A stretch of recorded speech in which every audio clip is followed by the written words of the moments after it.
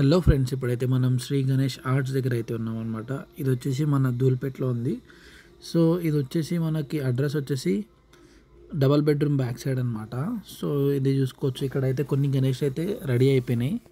వీళ్ళకి దగ్గర దగ్గర 6 to 7 షెడ్స్ అయితే ఉన్నాయన్నమాట. ఇదైతే ధూల్పేట్లో ఫస్ట్ షెడ్ అనమాట.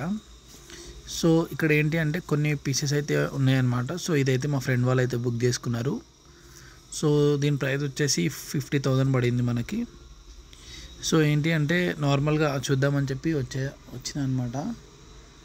సో మనకి ఏంటి అంటే ఇంకొక షెడ్ కూడా కనిపించింది వెళ్తూ ఉంటే. మేము అసలు ఇది ఎవరిదో అనుకున్నాం.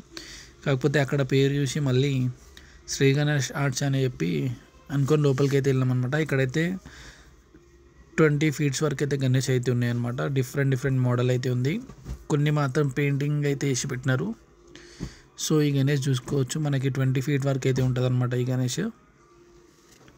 సో డీటెయిల్ వర్క్ అయితే నడిచింది. ఐస్ వర్క్ కానీ బొట్టు కానీ ప్రతి ఒక్కటి కూడా. సో క్లాతింగ్ కూడా చాలా డిఫరెంట్ అయితే ఉంది ఇక్కడ. సో వెనకాల కనిపించేటివన్నీ కూడా గణేష్లే. సో ఇవన్నీ కూడా ఏంటి అంటే మొత్తం డిఫరెంట్ మోడల్ అయితే ఉన్నాయి అనమాట.